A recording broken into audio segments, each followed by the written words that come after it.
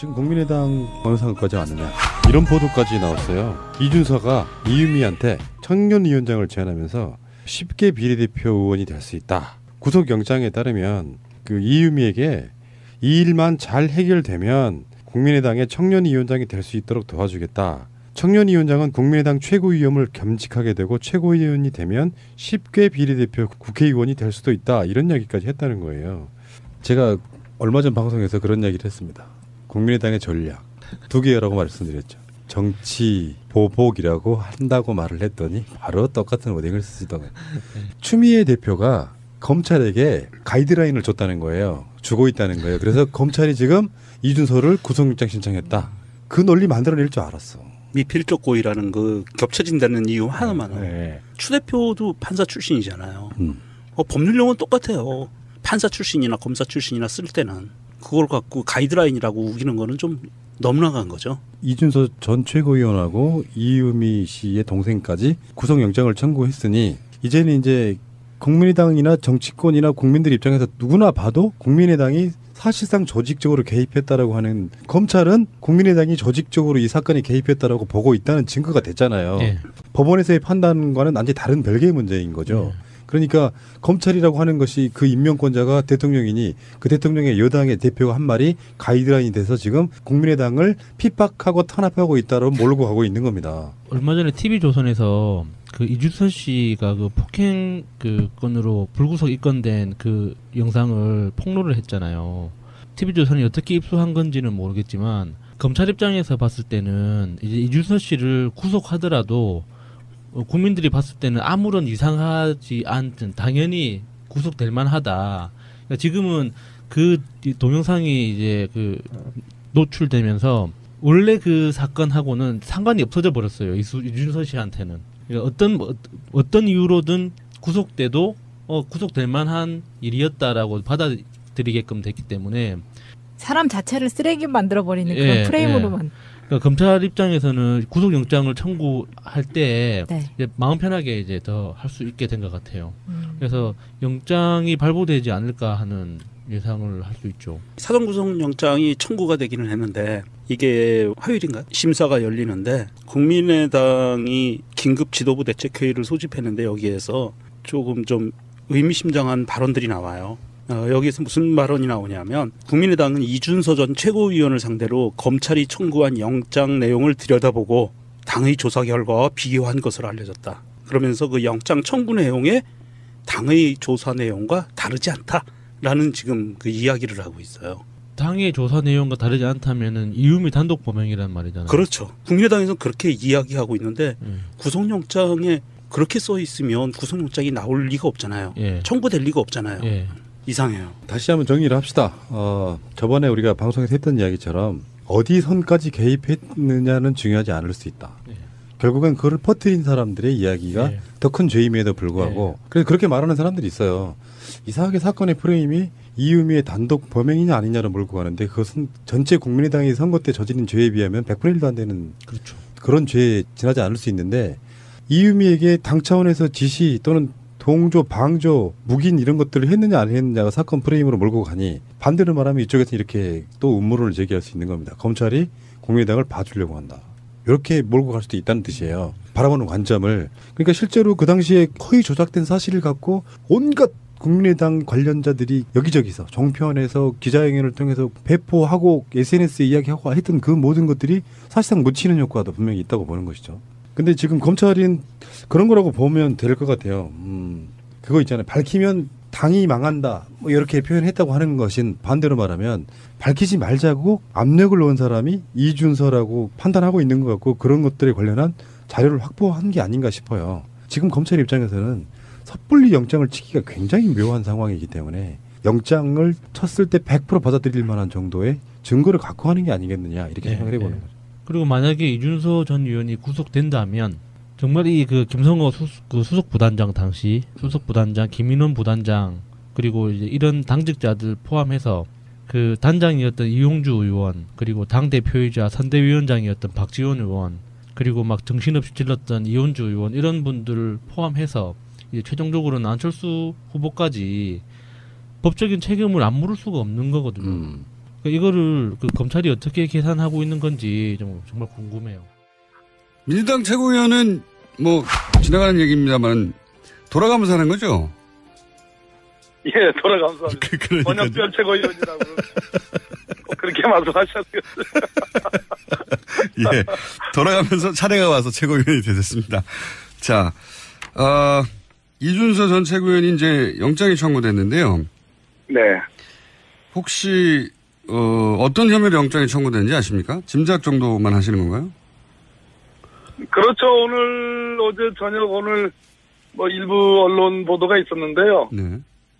아마 영장 내용을 일부 좀 입수를 해가지고 보도를 한 것으로 보여지는데 대략은 맞지 않을까 그렇게 추측은 하고 있지만 제가 영장 자체를 입수를 해보려고도 했는데 철저하게 보안이라 구하지는 못했습니다. 내용은 맞을 것 같습니다. 기자들보다도 이 정보력이 떨어지신 최고위원이신데. 그렇게 볼 일은 아니고요. 공적 시스템이 이제 문재인 정부에 와서 잘 갖춰진 거죠. 근데 이제 언론 보도에 따르면 물론 뭐 이거는 아직 공개된 것이 아니기 때문에 그 기자들 보도에 의하면이라고 해야 되겠습니다. 의하면 미필적 고의라는 이 네네. 법률 용어가 등장했는데 우선 미필적 고의가 뭡니까? 이것이 의심스러운 사실인데, 네.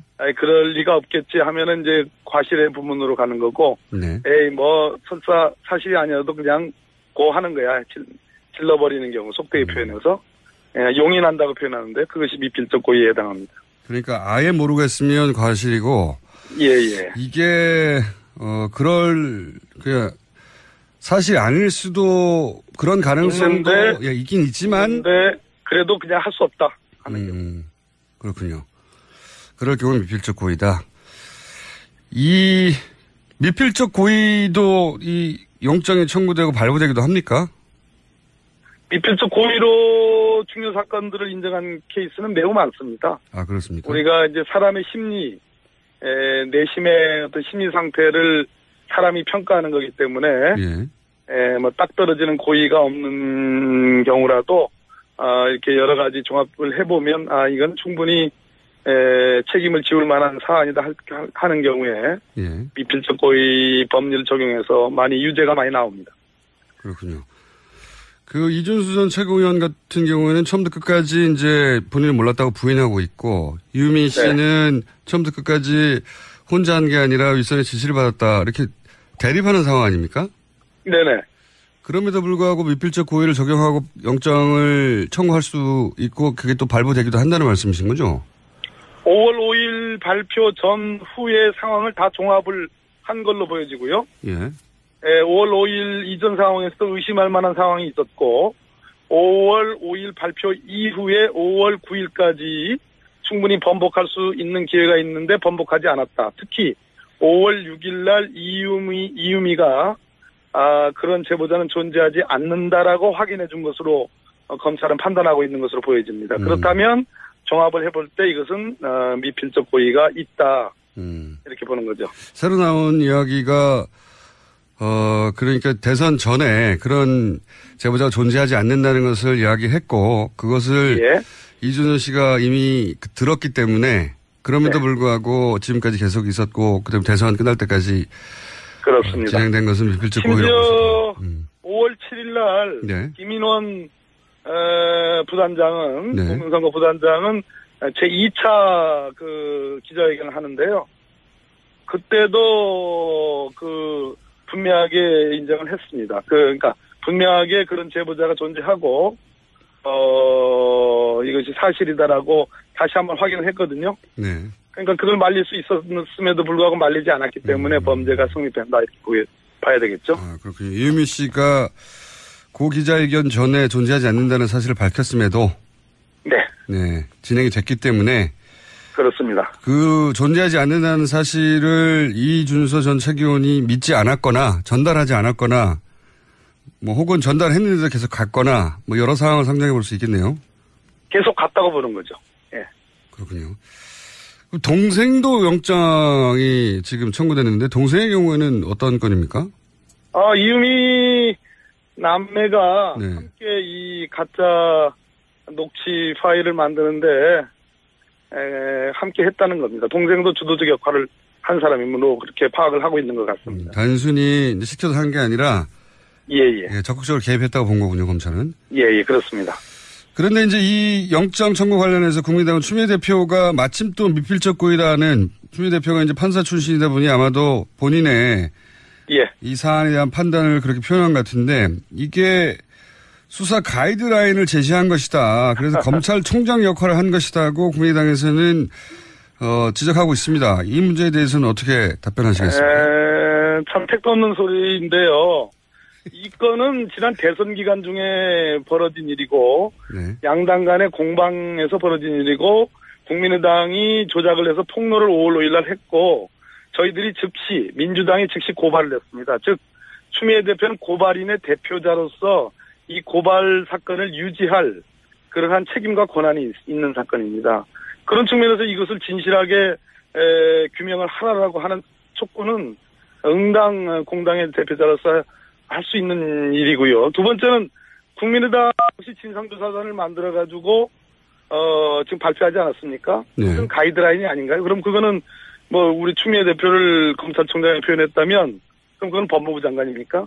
그러니까 그 진상조사단의 그 진상조사의 결과가 심지어 축소 은폐한 거 아니냐라는 그런 비난을 지금 받고 있는데 그런 점을 공당으로서 창피하게 생각을 해야지 왜 당초에 박주선 비대위원장께서 국민 앞에 느닷없이 잘못을 인정하고 책임을 빌었지 않았습니까? 왜 그런 태도는 왜 불과 이 보름 만에 보름이 됐는지 잘 모르겠는데요. 한 열흘 만에 이렇게 표현하는 것은 저는 정말 절망적이라 생각합니다. 왜 이렇게 자정 능력이 없는지 그것은 참 저는 맞지 않다고 봅니다. 그런데 이제 여기까지만 요 질문만 더 하고 다른 거로 넘어가겠습니다. 그런데 이제 추경 합의도 이제 동의를 어느 정도 하고 정부 조직법도 어느 정도 동의를 해서 국회가 돌아가려는 찰나에 하필 추미애 대표가 그런 얘기를 해서 굳이 그 시점에 지금 국회가 또다시 이제 정지 상태가 됐다. 여기에 책임을 묻는 분들도 있습니다. 추미애 대표는 일관됐습니다. 이 사건이 벌어져서 첫 반응도 다른 분보다 비교적 강경한 목소리, 원칙적인 목소리를 냈고요. 그 원칙적인 목소리는 일관되어 왔습니다. 아까도 말씀드렸듯이 고발 대리인이었고 고발 대표였고 본인이 이 건으로 무고 고발을 역으로 당했습니다. 본인이 직접 고발 당하셨죠, 참. 그렇습니다. 네. 당사자군요. 그렇습니다. 제대로 진상이 규명되지 않으면 추미애 대표가 오히려 형사 책임을 져야 될지도 모르는 그런 사건인데 거기에 대해서 무슨 뭐 성불하신 분도 아니고 이건 뭐 응당한 성불. 당의 대표고 이것이 불거졌던 경위나 여러 가지로 봤을 때 저는 충분히 있을 수 있다고 생각합니다. 한 가지만 더 여쭤볼게요. 그래서 언론에서는 당내에 그래서 추미애 대표의 비판 목소리가 많다는 식의 보도가 있는데요. 또 정반대 보도도 있습니다. 그게 아니라 추미애 대표 발언에 힘을 실어주는 강경 목소리도 많다. 어느 쪽에 맞는 겁니까? 분위기가? 당은 당이고요. 당은 당이고 원내는 원내입니다.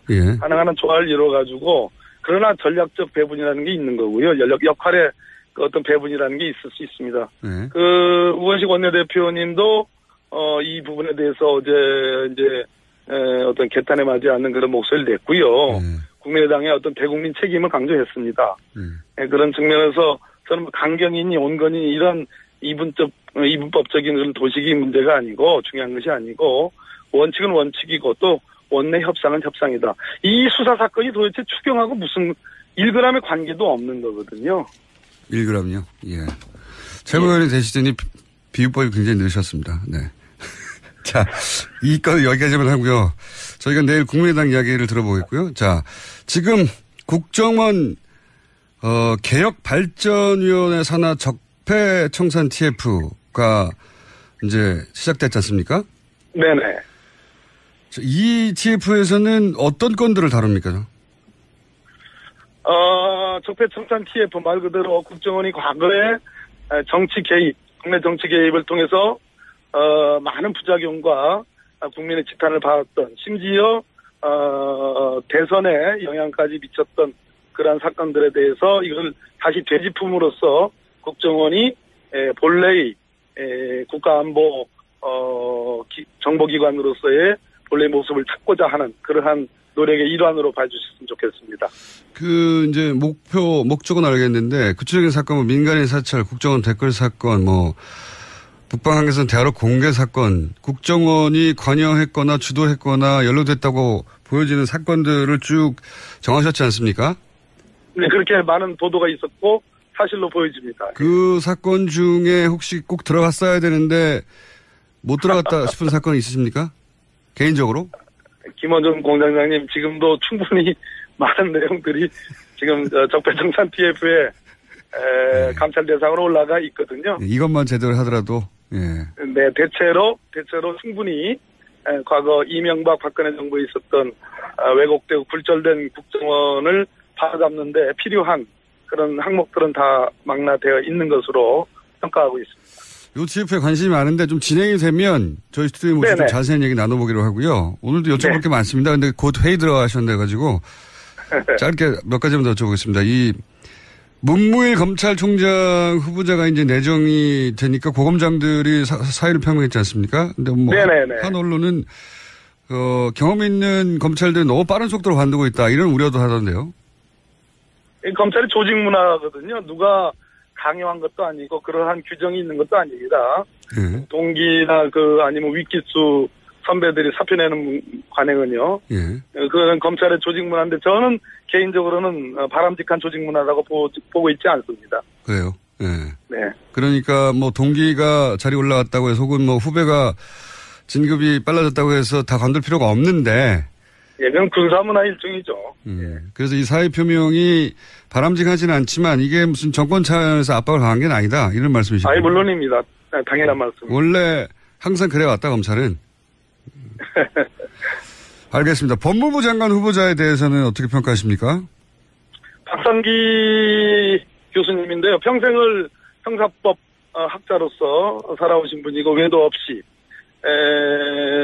제가 알기로는 그렇게 뭐 정치단체나 시민사회단체 이렇게 최근에 이제 경실련의 공동대표가 되셨지만 적어도 형사법 분야 특히 이 검찰 사법제도 개혁 분야에 대해서는 국내 가장 권위자 중에 한 분입니다. 잘하실 거로 기대하고 있습니다. 그런데 이제 법무부 장관, 검찰총장 그리고 또 한 축의 파트너가 이제 사법부인데 사법부에서 최근에 이제 법관 블랙리스트 문제로 이야기가 아주 어지럽습니다. 법관 블랙리스트가 실제 존재합니까? 어떻게 보세요? 개인적인 추정이 궁금합니다.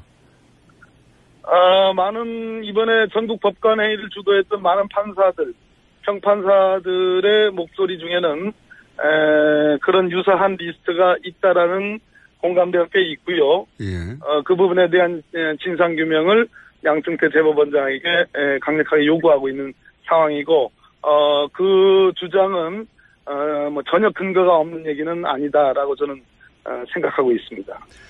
물론 뭐 좀 복잡한 그게 있다는 것이 드러난 것이 이제 조금 복잡한 과정을 통해서 이제 보도가 됐는데 그 전후 과정을 직접 판사를 하셨던 분으로서 들어본 결과는 개인적인 결과는 존재할 가능성이 높다 이렇게 보십니까? 아니요.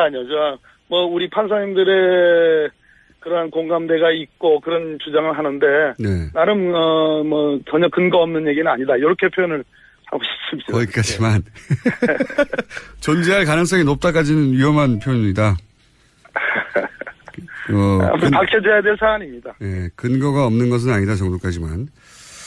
알겠습니다. 최고위원 되시더니 굉장히 조심스러워지셨습니다. 네. 전에도 이렇게 튀거나 그러지는 않았습니다. 한간에는 법무부 장관 되시는 거 아니냐는 얘기도 있었는데 안 되셨어요. 여전히 괴롭히시는군요, 저를. 축하드립니다. 오늘 말씀 여기까지 듣겠습니다. 네, 공장님 감사합니다. 감사합니다. 더불어민주당 박범계 최고위원이었습니다. 국민의당 반론은 저희가 당의 대표가 한 말이 가이드라인이 돼서 지금 국민의당을 핍박하고 탄압하고 있다로 몰고 가고 있는 겁니다. 얼마 전에 TV조선에서 이주서 씨가 폭행 건으로 불구속 입건된 영상을 폭로를 했잖아요. TV조선이 어떻게 입수한 건지는 모르겠지만 검찰 입장에서 봤을 때는 이제 이주서 씨를 구속하더라도 국민들이 봤을 때는 아무런 이상하지 않든 당연히 구속될 만하다. 그러니까 지금은 그 동영상이 이제 노출되면서 원래 그 사건하고는 상관이 없어져 버렸어요. 이준서 씨한테는. 그러니까 어떤 이유로든 구속돼도 구속될 만한 일이었다라고 받아들이게끔 됐기 때문에 사람 자체를 쓰레기 만들어 버리는 그런 프레임으로만. 그러니까 검찰 입장에서는 구속영장을 청구할 때 네. 이제 마음 편하게 이제 더 할 수 있게 된 것 같아요. 그래서 영장이 발부되지 않을까 하는 예상을 할 수 있죠. 사전 구속영장이 청구가 되기는 했는데 이게 화요일인가 심사가 열리는데 국민의당이 긴급 지도부 대책회의를 소집했는데 여기에서 조금 좀 의미심장한 발언들이 나와요. 여기에서 무슨 발언이 나오냐면 국민의당은 이준서 전 최고위원을 상대로 검찰이 청구한 영장 내용을 들여다보고 당의 조사 결과와 비교한 것으로 알려졌다. 그러면서 그 영장 청구 내용에 당의 조사 내용과 다르지 않다. 그러니까 굉장히 묘한 상황이기 때문에 영장을 쳤을 때 100% 받아들일 만한 정도의 증거를 갖고 하는 게 아니겠느냐 이렇게 생각을 해보는 거죠. 그리고 만약에 이준서 전 의원이 구속된다면 정말 이 그 김성호 수석 부단장 당시 수석 부단장 김인원 부단장 그리고 이제 이런 당직자들 포함해서 그 단장이었던 이용주 의원 그리고 당 대표이자 선대위원장이었던 박지원 의원 그리고 막 정신없이 찔렀던 이혼주 의원 이런 분들을 포함해서 이제 최종적으로는 안철수 후보까지 법적인 책임을 안 물을 수가 없는 거거든요. 그러니까 이거를 그 검찰이 어떻게 계산하고 있는 건지 정말 궁금해요. 민주당 최고위원은 뭐 지나가는 얘기입니다만 돌아가면서 하는 거죠? 예, 돌아가면서 번역별 최고위원이라고 그렇게 말씀하셨어요. 예, 돌아가면서 차례가 와서 최고위원이 되셨습니다. 자, 이준서 전 최고위원이 이제 영장이 청구됐는데요. 네.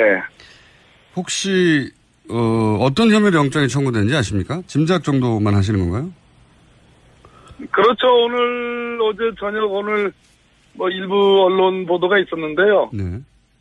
아마 영장 내용을 일부 좀 입수를 해가지고 보도를 한 것으로 보여지는데 대략은 맞지 않을까 그렇게 추측은 하고 있지만 제가 영장 자체를 입수를 해보려고 라는 지금 그 이야기를 하고 있어요. 당의 조사 내용과 다르지 않다면은 이유미 단독 범행이란 말이잖아요. 그렇죠. 국민의당에서는 그렇게 이야기하고 있는데 구속영장에 그렇게 써 있으면 구속영장이 나올 리가 없잖아요. 청구될 리가 없잖아요. 이상해요. 다시 한번 정리를 합시다.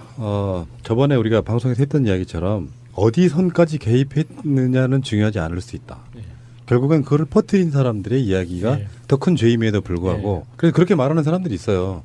이상하게 사건의 프레임이 이유미의 단독 범행이냐 아니냐로 몰고 가는데 그것은 전체 국민의당이 선거 때 저지른 죄에 비하면 100분의 1도 안 되는 그런 죄에 지나지 않을 수 있는데 이유미에게 당 차원에서 지시 또는 동조, 방조, 묵인 이런 것들을 했느냐 안 했느냐가 사건 프레임으로 몰고 가니 반대로 말하면 이쪽에서 이렇게 또 음모론을 제기할 수 있는 겁니다. 검찰이 국민의당을 봐주려고 한다.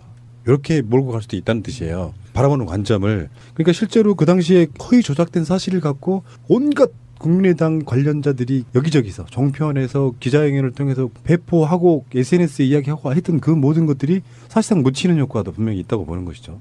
근데 지금 검찰은 그런 거라고 보면 될 것 같아요. 그거 있잖아요. 밝히면 당이 망한다. 뭐 이렇게 표현했다고 하는 것인 반대로 말하면 밝히지 말자고 압력을 넣은 사람이 이준서라고 판단하고 있는 것 같고 그런 것들에 관련한 자료를 확보한 게 아닌가 싶어요. 지금 검찰 입장에서는 섣불리 영장을 치기라고도 했는데 철저하게 보안이라 구하지는 못했습니다. 내용은 맞을 것 같습니다. 기자들보다도 이 정보력이 떨어지신 최고위원이신데. 그렇게 볼 일은 아니고요. 공적 시스템이 이제 문재인 정부에 와서 잘 갖춰진 거죠.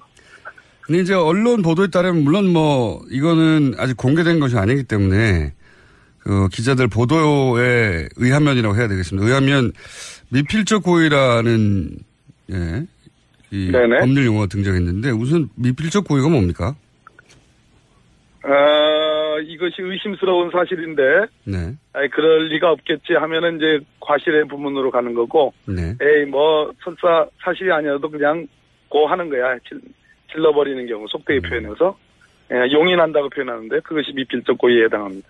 그러니까 아예 모르겠으면 과실이고, 예. 이게, 그냥, 사실 아닐 수도 그런 가능성도 있긴 있지만, 그래도 그냥 할 수 없다 하는 경우. 그렇군요. 그럴 경우는 미필적 고의다. 이 미필적 고의도 이 영장에 청구되고 발부되기도 합니까? 미필적 고의로 중요 사건들을 인정한 케이스는 매우 많습니다. 아, 그렇습니까? 우리가 이제 사람의 심리, 내심의 어떤 심리 상태를 사람이 평가하는 거기 때문에.